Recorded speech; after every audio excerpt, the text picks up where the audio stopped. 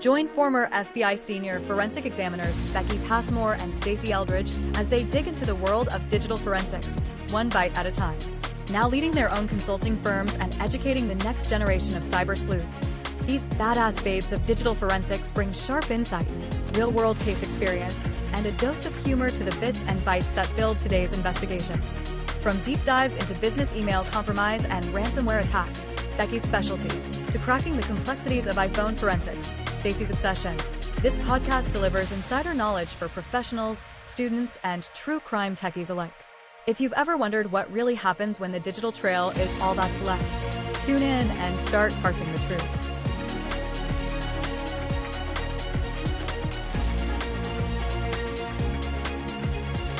Hello, everybody, and welcome back to Parsing the Truth One Bite at a Time, where we cut through digital noise to reveal how investigations really unfold. I'm your host, Stacey Eldridge, and as always, I'm joined by my co-host, Becky Passmore. In today's episode, we're still talking about Pam, but now we're speaking about the Louis Gumpenberger murder specifically. Hello, everyone. It's nice to be back. Pam Hupp lured Louis Gumpenberger into her home and shot him to death in August 2016.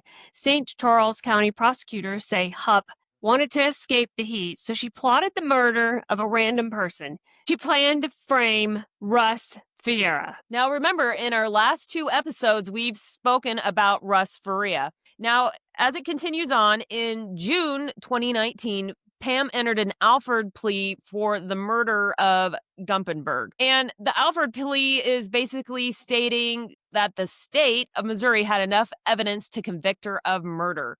Since this case did not go to trial, we have a special guest that worked with the digital evidence in this case. And Becky and I would like to welcome Larry McClain to the show. Thanks, guys. It's nice to see you, as always. No, thank you, Larry. Thanks for coming on the podcast today.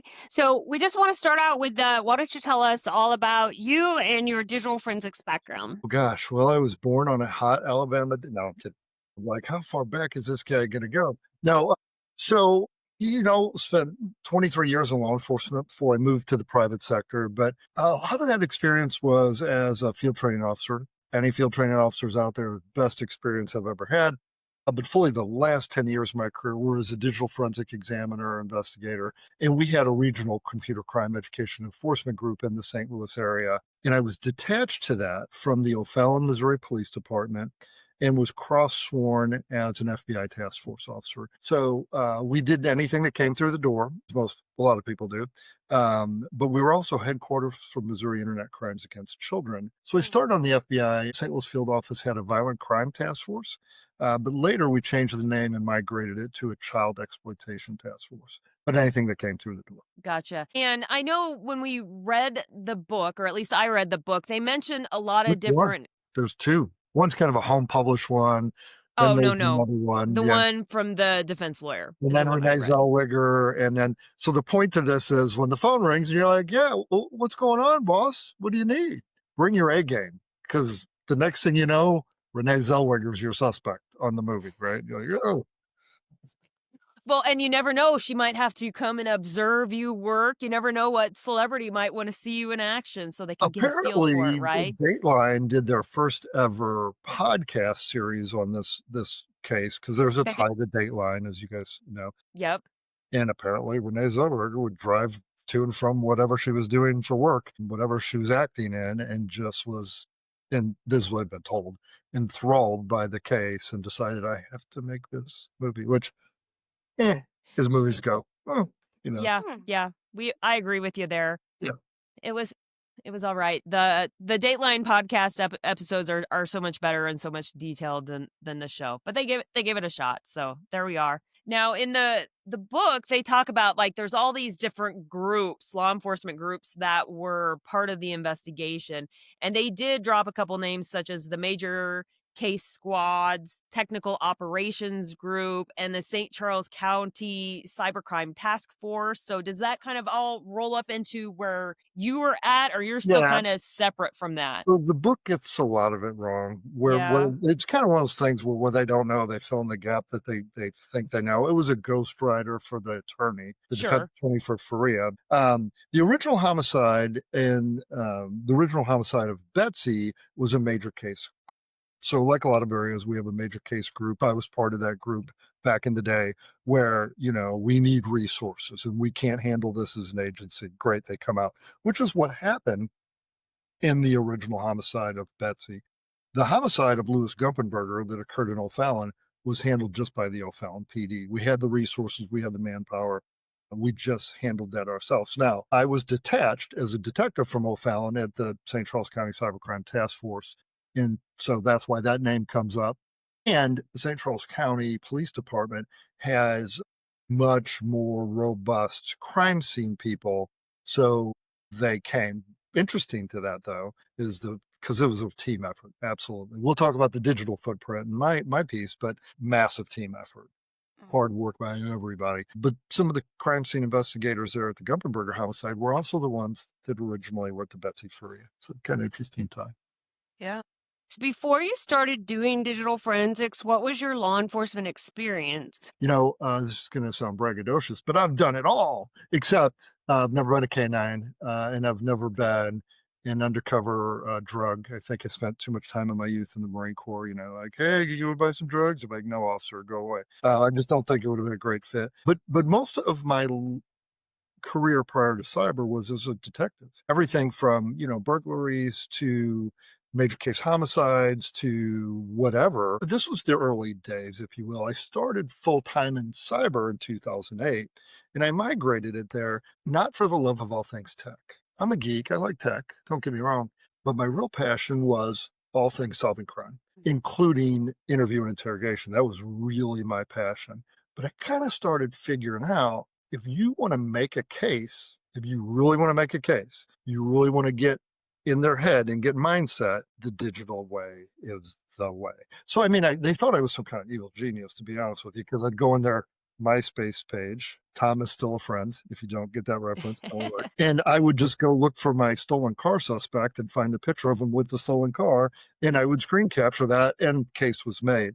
It wasn't that I was the most technical guy. I could copy and paste to a thumb drive. I could network the chief's printer, whatever. But they really took that, and what they wanted was a good investigator. They thought it was easier to take a real competent investigator and teach him computers. I don't know that that was right or true. It was painful. Trust me. I always tell, and this is a terrible story, I went to IASIS in 2009, and I'm sitting at the table, and they hand me this big manual. It's right over here. Yeah. And on it was the globe. And in the globe, it had like these little tick marks and zeros throughout the globe.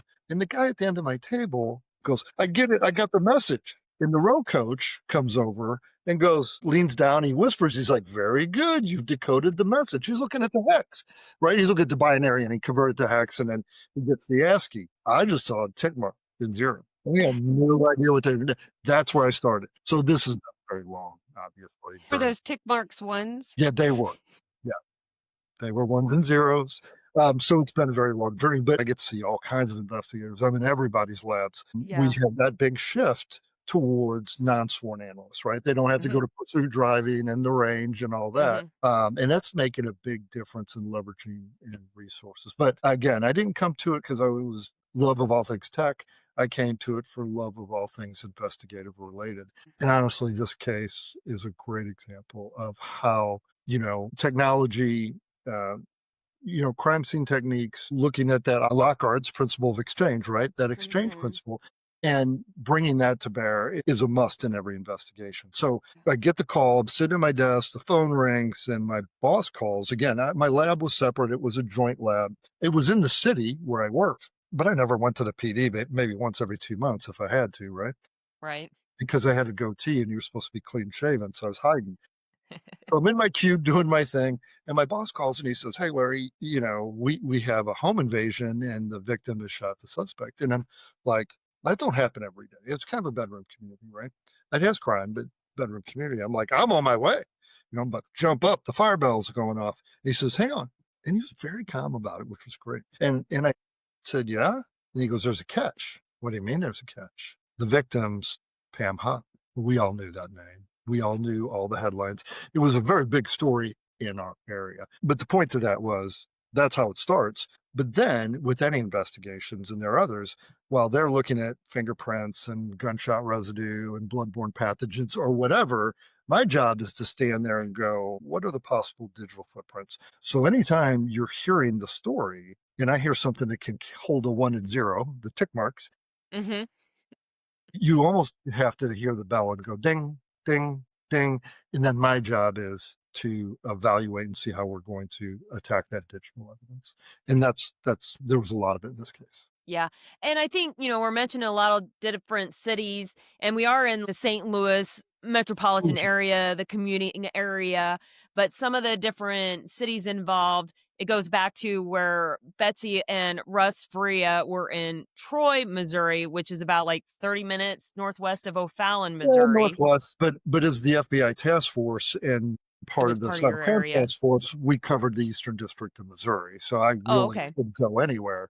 And we spent a lot of time doing a lot of work. O'Fallon, Missouri is important because that's where Pam is from. And then St. Charles is the third city that's involved because I believe that is where Louis Gumpenberger was from, correct? Yeah, you got it. You were dead on. Both O'Fallon and St. Charles, where Mr. Gumpenberger lived, are in the same county.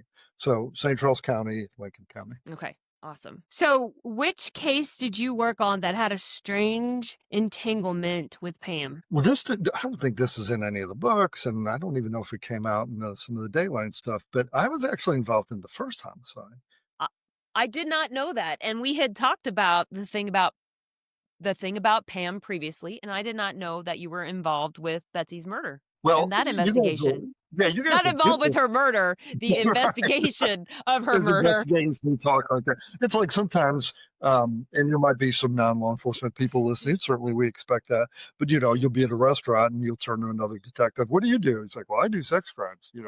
Some poor people at the table next to you. You're like, let's all think about what we're saying here.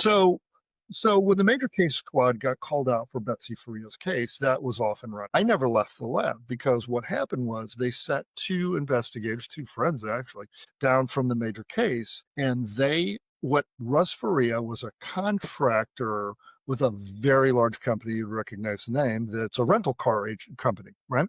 Mm-hmm. And he was an IT guy, an IT contractor. So he had like 10 machines at his house. Oh, I wish they would have mentioned any of that anywhere of any of the things that I researched. Well, I don't think anybody really knows this, but give us the inside details, Larry. Yeah, it's not, well, always seem to get them. It's not exciting, but you'll know why it's important. For the geeks, it is exciting. Come on. Yeah, it is. Yeah. It really is. They bring 10 machines. Here they come into the lab with 10 of these machines, and they have the proper search warrant authority and all that. Great. Mm-hmm. And what they said was, and it was very limited.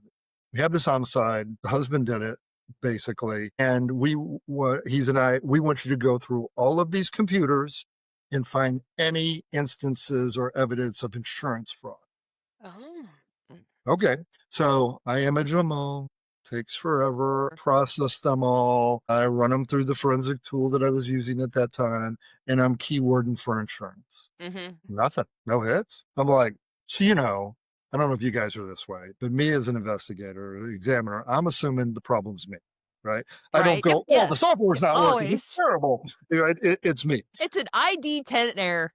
Right, ID10T error every time. Right. Or picnic. The problem's in chair, not in computer, right? Uh-huh. So I do it all again. I can't find anything. And I'm like, I'm screwing this up because they're telling me this is the husband and it's insurance fraud. But I ain't finding anything. You follow the digital trail. So I call them and I say, nothing. There's no evidence of that on any of these machines. Are you sure? Yeah, I'm sure. Do it all again. Try again. There's got to be. It's got to be. Got to be. Got to be. Nothing. So I do it all again. Nothing. Well, now we know why, right? Yep. Now we know why. But the whole time I'm like, I got to be doing something wrong. I got to be doing something. But you follow your procedures. You follow the evidence or the digital trail, and there is no evidence. Now, what they didn't do on the original one is Betsy's laptop, phone, they kept up there, and they had to celebrate, Yeah. and they just did a quick logical. Had so, I'm not going to be careful. I'm just going to say it. Sometimes officers will get a little bit of training and get a couple tools. God bless them. That's how we all start. But Yep. then they're trying to make a thing out of it, right? Mhm. Whether that's a retirement thing or I'm the guy or whatever. But sometimes a little bit of knowledge can be dangerous, and that's why we always Mhm. have somebody to check and validate us. We had this whole lab full of blinky lights, right? And people, I think there's 5 of us that were sitting there, and for whatever reason, we don't run their investigation. They request our services. Sure. So they asked me to do these 10 computers, but they never sent down that laptop and they never sent down the phone. Is my memory is what that was. Well, yeah, That's my only clearly, because I was going to ask you about the laptop with the letter. This isn't part of the Louis investigation, and not his murder, but, in the Betsy Betsy Faria's murder Faria. trial, in all the interviews about her murder, Pam Hupp kept saying, "Have you found the letter? Have you found the letter?" And, eventually gave all these really specific details that were encompassed in the letter. Nothing about the letter comes up in the first trial, but then in Russ's retrial, Yeah. they have a gentleman that examined the laptop, and he tries to make a really big deal about how difficult it was to find this Word document. And the prosecution is alluding that it took nearly 4 years to find this evidence. Well, I think it's because they didn't look until 4 years later, and to hear the defense tell it was just a Microsoft Word document, so any Yeah. forensic tool would have found it. But he tries to make So, it sound like it was a big deal and to don't let find me it. think there's something nefarious, because I don't know that there is. But I, to this day, and I've lived this case for a lot of years, I, to this day, still don't know whatever happened to the laptop initially and why it wasn't sent down. Like, was this it sat on a shelf and they didn't get to it? They didn't think they needed to. I have no idea. I do know that when the retrial came and the laptop came an issue, they finally sent it. But rightly so, the big boss assigned that to a different examiner who was never involved at all in the first part. So I didn't have anything to do with that. And I think that's a good call, right? To have Yep. that separation. Yeah. So partner was involved with that laptop, but that laptop and phone never came down for the initial homicide. Just these 10 machines that I had to image. And I kept thinking, I'm missing something. But, I pick up the phone, like, I ain't got nothing. And, you're thinking they're all looking at me like I'm an idiot, missing it. But there was nothing. So you were clearly familiar with the Russ Faria case, Betsy's murder, and the name Pam Hupp before you started to work on the Louis Gumpenberger case. So Yeah, no because there had already been questions. Dateline NBC TV shows, and that was Yeah. a big deal in St. Louis. And not only that, I'd really only seen this in this case before here in this area, but there was a community groundswell. Like, you've got the wrong person, you've got the wrong person. And part of that was, as part of the investigation, they figure out that, and we're talking about the first case, it's not my case, but Yeah. that Pam befriended her, and 3 days prior to the homicide, she convinced Betsy to sign over her entire life insurance to her. In the business, I think you guys know this from the FBI. FBI, I think, calls that a clue. Yeah. That's a pretty Yes. big deal. Yes. Even as non-sworn prior law Right. enforcement, we too would also call that a clue. Yes. Yeah, we I pick think up on you're those familiar clues with it. Right. too. So that's only important because it ties to the Gumpenberger. And here's why. The daughters of Betsy sued for that insurance money. They're like, Right. Pam, you got my mom's money and we want it back. And the judge is like, this is wrong and I wish I could give it to you, but the contract's a contract. And so the kids never got the money. And in the original homicide, she even says, when they question her about this, like, oh, well, Betsy didn't trust her daughters and thought they would waste all the money. So I'm holding it to them and then I'll give it to them. Yeah. Right, Which history says she did not give them any of that money. And So that is that- comes out in the Go ahead. Gumpenberger because there's a note in his back pocket when we find the body with instructions. And one of the things he's saying to Pam Hupp, and I know I'm kind of ahead of the story, is, you're going to take me to go get Russ's money. And that's an immediate to anybody who knows the story. And a lot of the community did is like, oh, that's the insurance money. Which is why they were thinking it was insurance. Yeah. So your involvement with Betsy, the Betsy case, and the trial of Russ, was there any of that prior to this? Never went to trial on the original or second Russ, wasn't involved. The only thing was, the major case requested me to look at 10 computers, evidence of insurance fraud. I gave a fine tooth comb and said, nothing here. Mm-hmm. And Yeah. wrote a report supplement. But that was it on the first one. Now, for our listeners, we've spent the last 2 podcast episodes speaking about the Russ Faria trials and the murder of Betsy Faria. And I think it might be interesting to get your insight as far as some of the causes, not that we know everything, but just some thoughts about the wrongful conviction of Russ Faria. Because when I'm teaching, and actually all 3 of us here teach at the university level, but I know in my classes, I spend a lot of time talking about the importance of being a dispassionate scientist and Yeah. being aware of your bias so your bias doesn't cloud your judgment. Yeah, Now, absolutely. for what you know about the case, do you think it was possible that any sort of bias was in play here that impacted the original investigation? I can't say that. I wasn't inside the mindset. I'll tell you 2 things that come to mind when it comes there. They focused on the husband almost immediately. But to be a little fair, I think the last Office of Justice statistics I saw is, I think 73% of female homicides are a domestic relationship or someone they know. So that's good police work. Let's Right. exclude the husband, whoever, the male associated to the female. But But let I me don't know ask a you whole lot. this. Sorry to interrupt. Yeah, Kind of no. from your investigative mindset. The statistics are 73% or whatever, a majority of the time the woman is killed by a partner, something of that nature. So should your approach be to confirm him as the suspect or to rule him out? No, yeah, certainly. Like, what is that approach? Your How do you first approach it? goal your first goal is to rule him out. A couple things that I will say about this. Not only is it usually is the guy, and that's why we look at the guy, but it wasn't in this case. The other thing was, I don't remember the number. Maybe you guys have this, but she was stabbed. It was like a day. 55. It was a day's 55 work. times, I believe. Yeah. In seeing her doing it still to this day, except for what she does at the end of the Gumpenberger case. And that Yep. may come in as we talk. But still, that's a lot of work. And usually that amount of stabbing, because, worked homicide, that is overkill, is what we call it. That is rage. So often that is that domestic partner who could exhibit that kind of rage as opposed to someone trying to work maybe an insurance scam. So I could see how they were looking at that, but you still got to follow it. The other thing, again, not my case, a lot is made by a lot of people, and especially initially a lot was made over how Mr. Faria was behaving in the interview room. That's a big mistake a lot of people make. A lot of armchair folks will say, well, they didn't exhibit enough grief or they act.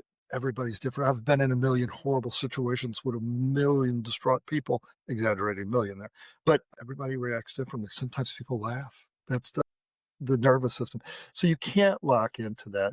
And that was interesting in the Gumpenberger case, because when the original case happens, she pulls into her driveway. Suddenly, a guy jumps out of another car. Mr. Gumpenberger jumps into the passenger seat, holds a knife to her, is threatening her. You're going to take me to get Russ's money. She bats the knife out of the hand.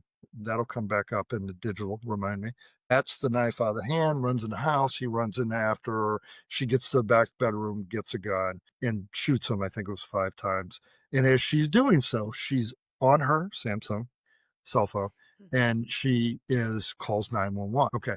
If you're a fellow examiner out there listening to this podcast, you should have just went ding, right? Cell phone. And when I'm called in on the case, hey, what's going on? Yeah, he jumps in the car, knocks the knife away. She runs in the house and she's on the phone and calls 911. But the phone call, it picks up and it says, hello, 911, and you hear Pam, help, this guy's in the house. The next thing we're going to share with you is Pam Hupp's 911 call that she made the day that Louis Gumpenberger was shot to death. 911, where's your emergency? Hey, hello, there's someone breaking in my house. Help! What's the address you're at? Help! Want me to get your wife? No, I'm not getting in the car with you. No, What's get your away. address? Get out, get out, get out. Help! Ma'am, what's the address you're at? Help! Help! Why is somebody breaking? No! Hello? Help! Help! Ma'am, can you hear me? Help! What's the address you're at? Hello?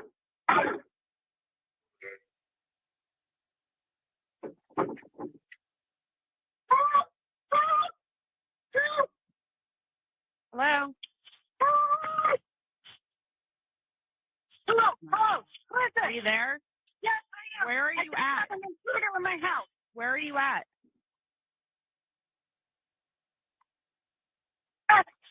Who broke into your home? I don't know. I'm here.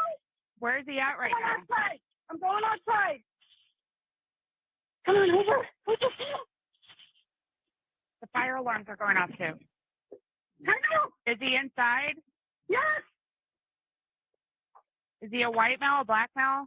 He's white. Hurry. He tried to get me in my car and I went into the house. He tried to take you into his car? He tried to take me in my car. Hurry. Please, somebody. Have officers on the way, ma'am. Where are you at right now in the home? I'm in the garage. You're in the garage? My car. He's still in the house. Okay, can you run to a neighbor's house? I don't think there's anybody home now. I'm staying here. I have my dog. I have my puppy. You have your puppy with you? Yeah. You have no idea who the subject is? No. Are there any weapons in the home? Yes, there's a gun on my bed. I shot him. Well, people don't realize the 911 starts recording before the pickup. So they get a little lag time. Yeah, There's no I think they screaming, mentioned that. no- Did they yeah. mention it on the Dateline podcast, or it's possibly even on a commercial for that new TV show about the 911 calls? Did the caller do it, or whatever it's called?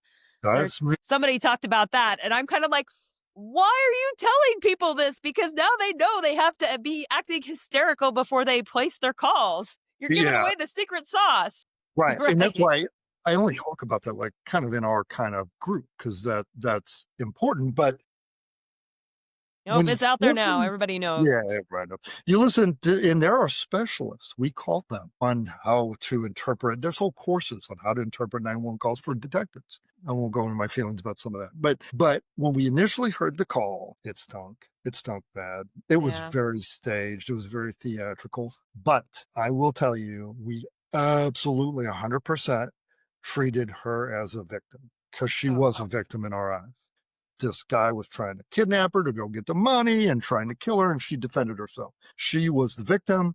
Gumpenberger as the suspect. And we absolutely worked that case there until we were able to prove differently. And then the first thing that made us realize, wait a minute, she's not a victim, is the cell phone, digital evidence, specifically geo. What evidence did you analyze in this case?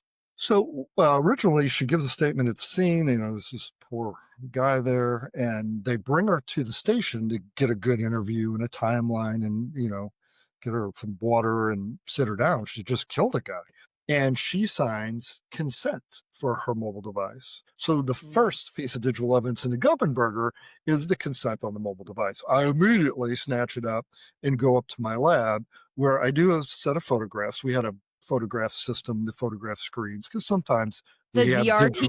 That's it, the Fernico ZRT. Yeah, I love that thing. We're I old don't too, even know if it's Larry. still around. I know. I don't know if it's still around, but I used my Fernico and I took several photos, and the phone's live and active. And you can certainly see, if you look at Google Maps, I think a lot of us are familiar with that, you can see the blue lines, right? That go where she's traveling. And then, of course, so I photograph it, and then I do the extraction of the device. And then when you look at the blue lines, at that time, maybe I didn't know enough, but I knew enough to know it was tracking location information. Looking on a device at that time, it's not going to give you what's the source or the distance from the source or any of that, right? Cell tower, GPS, or Wi-Fi. So I knew I needed, but I could see the blue lines, and I could see she had traveled to St. Charles, and she was traveling all around. Great. But I can't use blue lines in that manner off of a cell phone. Right. So I immediately, I'll just cut to the chase. I wrote, I think, 8 search warrants, maybe more. I'd have to think. And each search warrant had a non-disclosure order assigned to it, because there was so much media. There were reporters standing in hallways waiting on me. Sure. We did non-disclosure orders, and then we did the search warrants. And I'll just quickly go through it with you guys. Well, first of all, she has this Google phone. We've extracted the Google phone, so I'm really interested in location data or any data. So I wrote a search warrant for that phone specifically to Google because it's an Android almost always, and I could see the Gmail that she had associated with it almost always. That's why I always tell people in my classes, like, hey, if you have an Android on the left side of the bench and an Apple on the right side, Apple has how much thumb drive in the sky? Well, 5 gigs. Nobody's got 5 gigs. Everybody pays for more. But that Android almost assuredly doesn't have to. It's going to have a Gmail associated, which is 15 gig thumb drive in the sky. And this is kind of a mistake I see these days, that we have people that are dumping phones. Maybe I dump it and analyze it. Maybe I dump it and hand it to somebody else. But I don't always remember, and there's cloud data, or people think that's just the backups. It's not. It's more and different. You have to account for that if you have that legal nexus. Anyway, so search warrant for Google for that Gmail account associated with the phone. And think about it. What's my nexus? How big a search warrant can I get? Oh, I can't articulate more than one day. right. So they give me one day, and then I process that search warrant when I get it back, and then I expand from there and can do a bigger amount of time. But to start with, just that day. I mean, the main thing that we were looking for, and really there's a lot of good evidence, but the main thing that comes back is that geolocation information. Because when I get back from Google, they gave me a wonderful spreadsheet. It not only tells me the lat and long, but it tells me the source, whether it was Wi-Fi, GPS, or cell. And then I wish I had the tools we have today. I didn't at that time. So literally I took every latitude and longitude and I Google Earthed it, and I figured out exactly where it was. And I made a laborious list of every lat long that Google gave me and where that actually resolved to for my investigators. I mean, this is like 30 pages. Wow. And I handed to them because she had this GMC Acadia. That was the SUV that Gumpenberger jumps into with the knife. But we just want to make sure because she's driving around this area. And so I began plotting all this information. So I'll tell it a little out of order. When I hand that, I thought this worked out great for us. On the back of her car, she had this oval bumper sticker like, I love dogs or something. Just, I love dogs. But it stood out. But so I gave that list to my investigators, and they went out in teams of 2, and they went everywhere that Google gave me a geolocation point. And they went and they looked for cameras. You'd be amazed where cameras are. Well, not you guys, but cameras are everywhere. I mean, and she was driving around these trailer parks, these mobile home communities, lower socioeconomic communities. Later, we know she was looking for a victim, we believe. But if there was a camera, I might not get the plate, but I got a black GMC and I got the I love dog sticker, so that thing was vital to me. So they went out and they just combed the area, and we just found cameras just everywhere and locked that in. But to begin with, I kind of told that a little bit out of order because I did the search warrant under exigent circumstances. I said, Google, I need this under exigent circumstances. And when I got it back initially and I had that spreadsheet of information, again, tools have changed. I didn't have the tools we have now. I'm entering all this stuff in and I'm using Google Earth. And then as I enter it in and I hit that little thing, if you ever use Google Earth, the Earth pops up and then it comes in. It's like kind of cool. And then, I'm seeing all these data points and I'm scrolling in.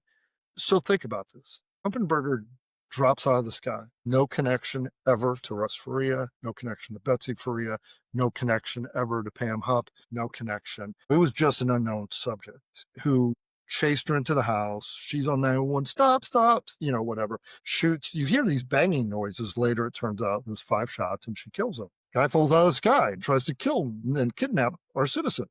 We didn't know who this guy was for hours. But at the scene, the crime scene investigators roll the fingerprints. They go run the fingerprints. We have to wait for the fingerprints. And we're all sitting in what I call the war room. We're all in the bureau, all the investigators. I mean, everybody's involved. And that's all we have time for this week, folks. Make sure to join us next week where we continue our conversation with Larry McClain and discover what happens and what they learn when the fingerprints come back. And of course, learn more about the Thing About Pam. Until next time, stay safe, stay sharp, and as always, keep parsing the truth one bite at a time. If you enjoyed this episode, make sure to follow us to get notified the next time a new episode drops. If you can do more, head on over to parsingthetruth.com and donate by clicking on the donate button. Parsing the Truth is a nonprofit organization, and we are raising money to send a new digital forensic examiner to IASIS training next year in Orlando. Thanks.